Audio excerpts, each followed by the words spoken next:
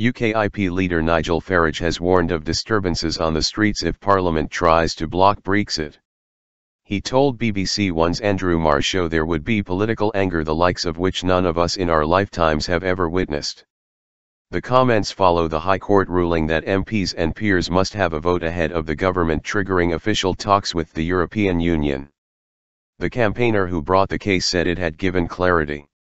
Mr. Farage is in charge of UKIP on an interim basis, as the party looks for its next full-time leader, following the resignation of Diane James after just 18 days in the job. The judges who ruled on Thursday that the government must seek MPs' approval to invoke Article 50 of the Lisbon Treaty, getting formal Brexit negotiations with the EU underway, have been criticised in some newspapers, the Daily Mail calling them enemies of the people. Mr. Farage said, "We may have seen Bob Geldof and 40,000 people in Parliament Square moaning about Brexit. Believe you me, if the people in this country think they're going to be cheated, they're going to be betrayed, then we will see political anger the likes of which none of us in our lifetimes have ever witnessed in this country." Those newspaper headlines are reflecting that. Parliamentary sovereignty.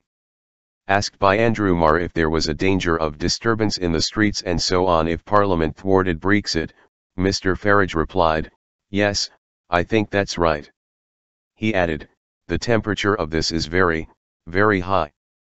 Now, I'm going to say to everybody watching this who was on the Brexit side, let's try and get even, let's have peaceful protests and let's make sure in any form of election we don't support people who want to overturn this process." Also appearing on Andrew Marr, investment manager Gina Miller, who brought the High Court case against the government, insisted the UK had a representative democracy which ensured politicians had to debate issues. "Do we want a country where we have no process?" she asked, adding, "The case is that Mrs. May cannot use something called the royal prerogative to do it because we do not live in a tin-pot dictatorship." She told Mr. Farage, "That's what you argued for the whole way through the Brexit referendum campaign, parliamentary sovereignty." He replied, "No, no. This is not about whether Parliament is sovereign, it's about whether the British people are sovereign." Liberal Democrat leader Tim Farron criticised Mr. Farage over his warnings of disturbances, saying all responsible politicians must distance themselves from UKIP's leader. He said, "This is the politics of the gutter. All that has happened is that British judges in a British court have interpreted British laws. Nigel Farage should welcome that. British citizens aren't talking about taking to the street, only Nigel Farage is.